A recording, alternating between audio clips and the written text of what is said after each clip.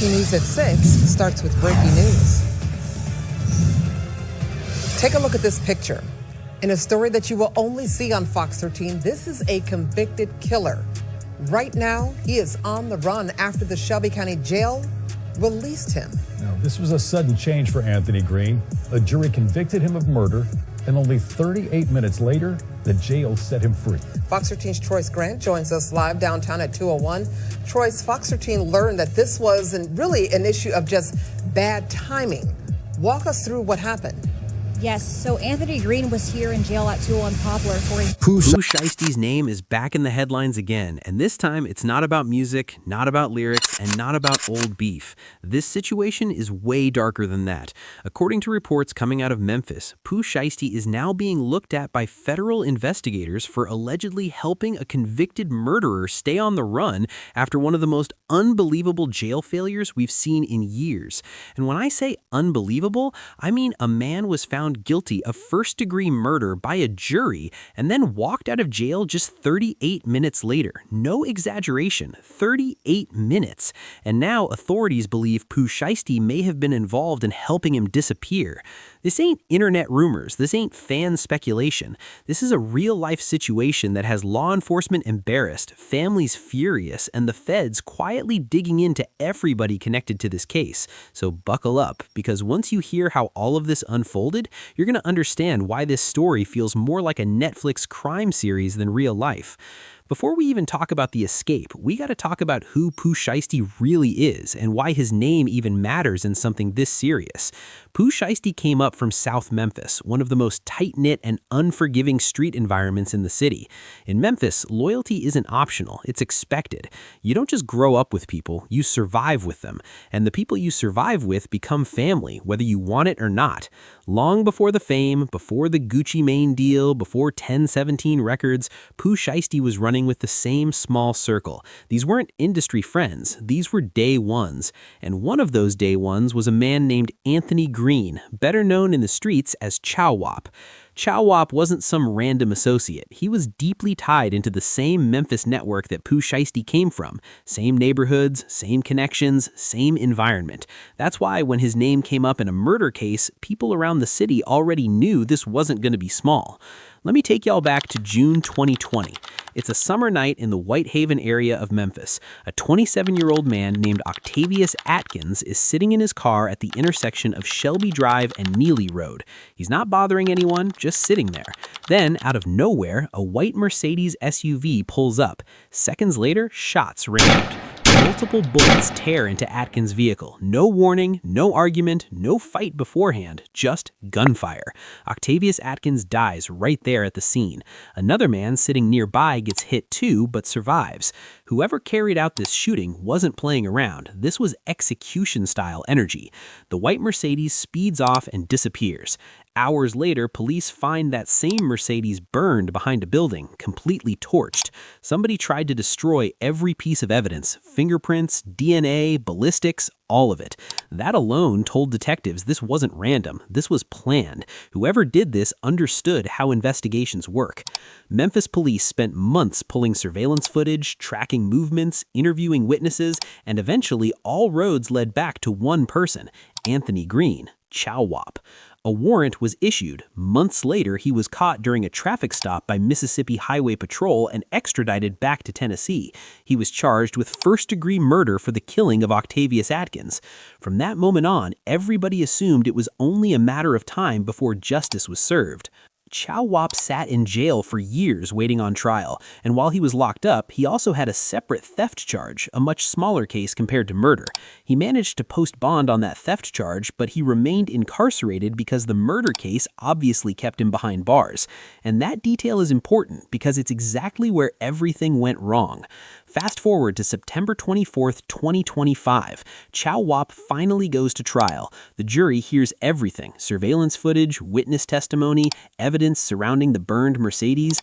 After deliberation, they return with a verdict: guilty, first-degree murder. In Tennessee, that means life in prison, mandatory, no debate, no negotiation. Everyone in that courtroom believed he was about to be transferred straight into the system to serve the rest of his life behind bars. But instead, the system collapsed. Somewhere between the courtroom and the jail database, paperwork never got processed. The conviction documents were not entered into the system. The only thing showing on record was that theft bond had already been paid, and in the jail system, if it's not in the computer, it doesn't exist. So guards followed protocol based on what they saw on screen, and they released him. 38 minutes after being convicted of first-degree murder, Chow Wap walked out of jail a free man. No ankle monitor, no escort, no alert. Just gone. When authorities realized what happened, panic set in. By the time they tried to correct the error, it was already too late. They immediately issued a new warrant for Anthony Green, charging him again with first-degree murder, employment of a firearm with intent to commit a felony, and criminal attempted first-degree murder for the 49-year-old who survived the shooting.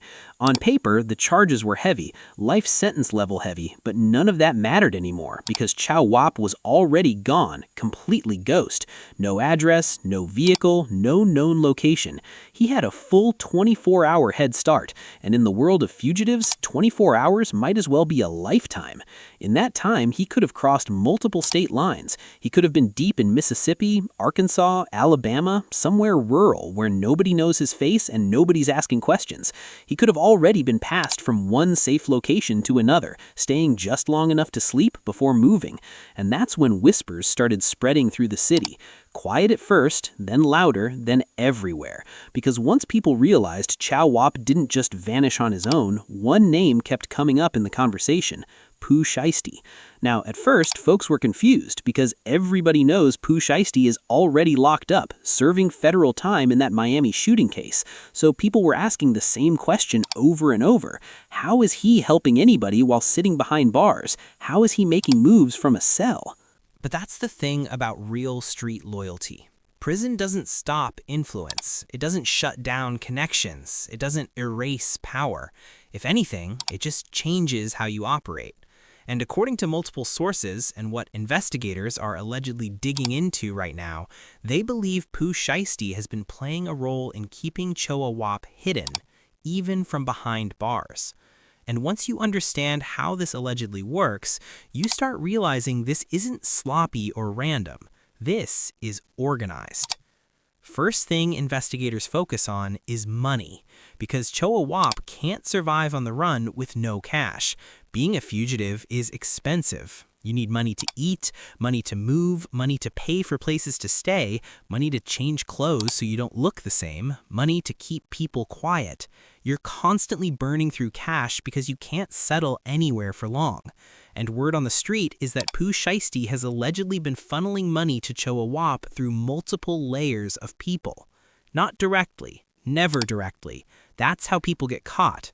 Instead, the money allegedly moves through family members, close associates, trusted intermediaries, people who don't raise red flags on paper. We're talking about thousands of dollars moving in pieces, enough to keep someone comfortable while dodging a murder warrant, enough to survive without ever touching a legitimate job or showing up anywhere official. And here's where it gets deeper. Even though Pooh Shiesty is incarcerated, he still has money coming in. Music royalties don't stop when you go to prison. Streaming checks still hit. Publishing still pays. Business accounts still exist. What investigators believe is happening is that Pooh is allegedly instructing people on the outside to move money in ways that don't immediately connect back to Chow Wap. Small transactions, different names, different apps, multiple middlemen, sometimes even physical cash being passed hand to hand. This process is called structuring, and it's designed specifically to avoid detection. Instead of sending one large amount that triggers alerts, you break it down into dozens of smaller ones that look harmless by themselves. The feds are great at following money, but when that money jumps through 10 people before reaching its final destination, proving intent becomes much harder. That's why investigators are now digging through months of transactions, trying to connect dots that weren't meant to be connected. Then there's the second piece, safe houses. You can't be a fugitive and sleep anywhere. You can't stay with people who talk too much. You can't pop up in places where neighbors recognize faces. You need locations that are completely off the radar. And investigators believe Pooh Shiesty's network has been helping Choa Wap with exactly that. These aren't luxury spots. These are places owned by loyal people, rental properties under fake names, houses belonging to associates who don't appear anywhere in police databases, locations so disconnected from the case that law enforcement wouldn't even think to check them at first.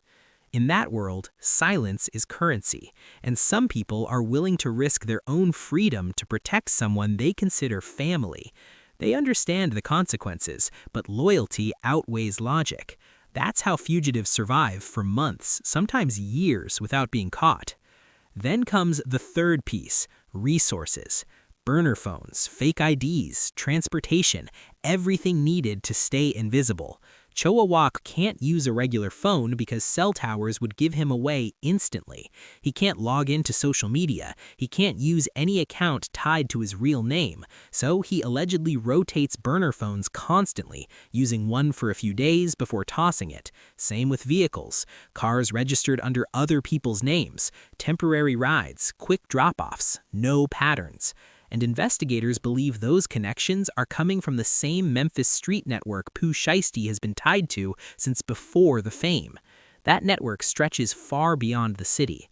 Tennessee, Mississippi, Arkansas, Alabama, all connected. With just a few messages passed through trusted people, you can move someone quietly from place to place like an underground railroad, always one step ahead of law enforcement. And people ask, how do they even know Pooh Shiesty might be involved? Because when you're in federal custody, nothing you do is private. Every phone call is recorded. Every visit is monitored. Every letter is read. Investigators don't need you to say something directly incriminating. They listen for patterns, code words, repeated names, changes in behavior, sudden financial movement tied to people you communicate with. Even silence can speak volumes, and when they start mapping everything together, where Choa Wap was reportedly spotted, who was around him, where the money was coming from, a lot of those trails allegedly point back to people in Pooh Shiesty's circle. That's when pressure starts getting applied. Low-level associates get questioned, traffic stops turn into interviews, cash gets seized, phones get examined. People get reminded that harboring a fugitive can land you serious federal time. And that's when fear creeps in. Because the streets are mighty tight-knit, but they're not unbreakable. Somebody always knows something. Maybe it's someone who let Choa Wap sleep on their couch for a week and didn't think it was that serious. Maybe it's someone who got caught with a bag of cash and suddenly realizes they're staring at money laundering charges. When people start facing their own prison time, loyalty gets tested in ways words never could. Everybody knows Pooh Shiesty and Choa Wap go way back. Same circles, same environment, same code. And in that world, when one of your people is in trouble, you don't abandon them. You help, no matter the cost. But the scary part is this: the cost might end up being way higher than anyone expected. Because if the feds decide they can prove coordination, even from behind bars, this situation could open a whole new case, new charges, new time, new consequences stacked on top of what's already being served. And while all of this is happening, a convicted murderer is still out there, somewhere, moving quietly, sleeping in different places, always watching his back, knowing that every single day he's free is borrowed time. The clock is ticking, and when it finally runs out, everybody connected is going to feel the impact. They from the same circles, they got mutual homies, and in that world, when one of your people is in trouble, you don't turn your back, you don't ask questions, you don't hesitate, you help no matter what, even if it means catching a federal conspiracy charge yourself. That's the code. That's how it's always been. And Pooh Shiesty been known to stand on that code heavy. In his music, in his interviews before he ever got locked up, Pooh always talked about loyalty being everything. He talked about never switching on his people, never folding under pressure, never leaving his day ones behind. To him, loyalty wasn't optional. It was law. And now, allegedly, he's living by that same code. even when it could cost him more years of his life. Because helping a fugitive is no small charge. This ain't street politics. This is federal business. We're talking conspiracy to harbor a fugitive, obstruction of justice, possibly even aiding and abetting a convicted murderer.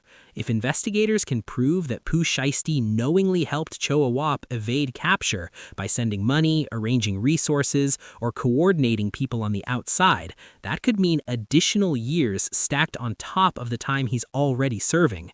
And remember, Pooh is already locked up on federal gun charges from that Miami shooting, doing a 5-year bid. 5 years that already changed the entire trajectory of his career.